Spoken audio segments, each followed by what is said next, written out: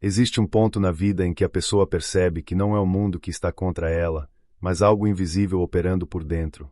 As mesmas situações se repetem, os mesmos conflitos surgem com nomes diferentes, e a sensação é de estar andando em círculos.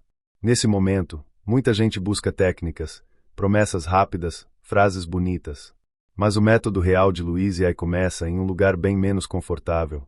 A consciência de que cada experiência vivida nasce de um diálogo interno que nunca foi questionado. E quase ninguém presta atenção nisso. A maioria das pessoas usa palavras o dia inteiro sem perceber que está afirmando, o tempo todo, exatamente aquilo que não quer viver. Reclamações, críticas, autodepreciação, medo disfarçado de prudência. Tudo isso não é apenas linguagem, é programação. Louise Hay foi direta ao afirmar algo que incomoda. Pensamentos e palavras não são neutros. Eles constroem experiências. Não por mágica, mas por repetição emocional. Aquilo que é dito com sentimento cria raízes profundas. O ponto central do método não é repetir frases positivas esperando um milagre externo. Isso é uma caricatura do que ela ensinava. O método real começa quando você entende que afirmações não servem para convencer o universo, servem para reeducar a mente.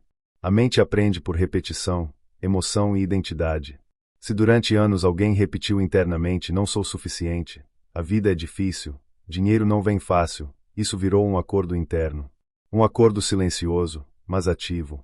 Louise Hay observou que a maioria desses acordos é formada muito cedo, quando a pessoa ainda não tem capacidade crítica. A criança absorve o ambiente, o tom emocional da casa, as frases ditas pelos adultos, as reações diante de erros. E ali se forma uma identidade. O adulto de hoje continua reagindo a partir dessas decisões antigas, muitas vezes infantis, sem perceber. Por isso, mudar a vida exige voltar ao ponto onde essas crenças nasceram, não para culpar ninguém, mas para atualizar o sistema. O uso das afirmações entra exatamente aqui. Não como frases jogadas ao vento, mas como uma conversa consciente com o próprio sistema interno. Quando Louise Hay propõe afirmações no tempo presente, ela está ensinando algo preciso. O subconsciente não trabalha com o futuro. Ele responde ao que é declarado como verdade agora.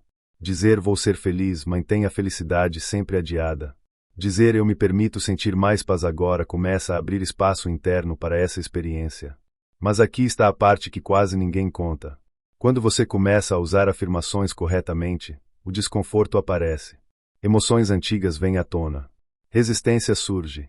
Pensamentos contrários se manifestam com força. Isso não é sinal de erro, é sinal de que o método está funcionando. Louise Hay explicava que isso é o velho padrão tentando se manter vivo. O sistema interno reage porque está sendo desafiado. E é exatamente nesse ponto que a maioria desiste. O método real não pede perfeição. Ele pede constância e honestidade emocional. Não adianta repetir "eu me amo" mecanicamente enquanto o corpo inteiro está em tensão e rejeição. Por isso ela introduziu o trabalho com o espelho. Olhar nos próprios olhos enquanto afirma algo muda tudo. O espelho não aceita mentira emocional. Ele revela o conflito interno. E é ali que começa a cura, não no conforto, mas no encontro com aquilo que foi evitado por anos. Louise Hay sempre reforçou que amor próprio não é vaidade nem ego inflado. É segurança interna. É parar de se atacar por dentro. Quando alguém muda o diálogo interno, muda também as escolhas, os limites, as reações automáticas. A vida externa começa a responder de forma diferente porque a pessoa já não vibra na mesma frequência emocional de antes. Não é o mundo que muda primeiro, é a relação interna com ele. Outro ponto essencial do método é a responsabilidade. Não no sentido de culpa, mas de poder. Assumir que você participa da criação da sua experiência devolve autonomia. Enquanto a pessoa acredita que tudo vem de fora, ela permanece reativa. Quando entende que pensamentos repetidos moldam expectativas, decisões e comportamentos, ela recupera o controle. Isso é profundamente libertador, mas também exige maturidade emocional.